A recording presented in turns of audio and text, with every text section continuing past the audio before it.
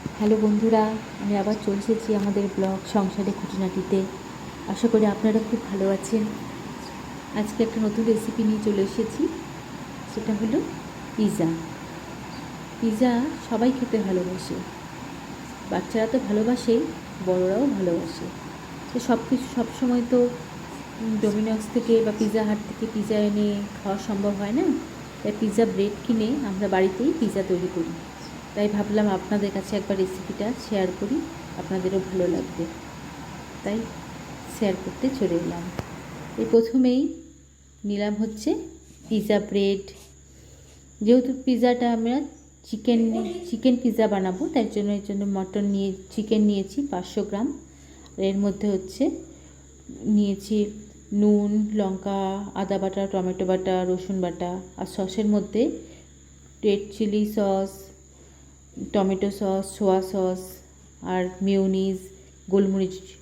আর সবজির মধ্যে টমেটো, গাজর, ক্যাপসিকাম, পেঁয়াজ, সমস্ত কিছু নিয়ে পিৎজাটা বানাতে শুরু করলাম।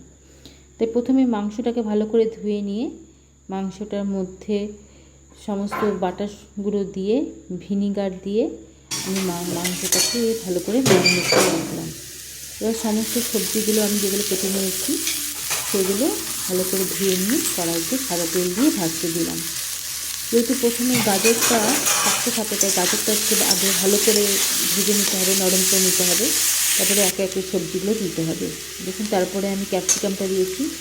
ক্যাপসিকামটা ভাজা ভাজা হয়ে গেছে। এরপরে এর মধ্যে পেঁয়াজ কুচিটা দিলাম। পেঁয়াজ কুচিটা দিয়ে নুন দিয়ে এটাকে ভাজা ভাজা করলাম। এখানে সবজিগুলো গলে যাবে না, সবজিগুলো এতটা নরমও হবে।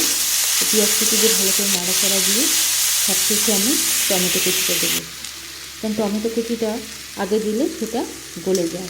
তাই সবশেষে দেখুন আমি টমেটো কুচিটা দিয়ে ভালো করে মিশিয়ে নেব। এই আমার সবজি ভাজা হয়ে গেল। এবার আমি কড়াইতে সমস্ত সস দিয়ে মশলা দিয়ে মাখিয়ে মাংসটাকে দিয়ে ফেললাম। নুন, একটু লঙ্কা গুঁড়ো আমার স্বাদ মতো দিয়ে নিলাম। মাংস আমার রেডি। পিৎজা ব্রেড নিয়ে নিলাম।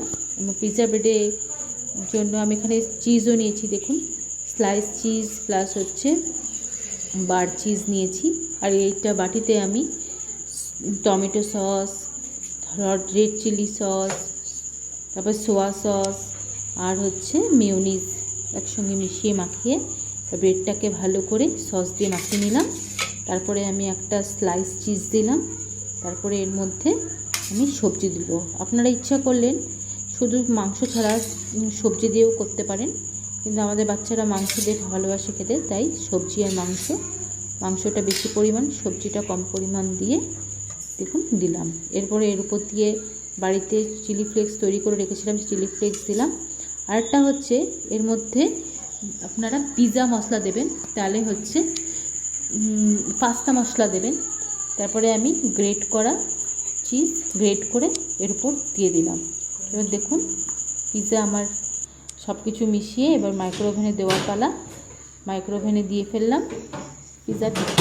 এবং আমি প্রথমে অবশ্য আমি মাইক্রোওভেনটাকে 3 মিনিট হিট করে নিয়েছিলাম, তারপরে পিৎজাটা দিয়ে আরও 2 মিনিট দিলাম। মোট 5 মিনিটেই আমার পিৎজা তৈরি। এইভাবে আপনারা বাড়িতে করে ফেলবেন এবং নিজেরা করে দেখবেন কত ভালো হয়েছে। দোকানের পিৎজার সঙ্গে কোনো তফাৎ আলাদা বোঝা যায় না, খুব টেস্টি হয়। তাই আজকের ব্লগটা এখানেই শেষ করলাম। ভালো লাগলে অবশ্যই শেয়ার করবেন।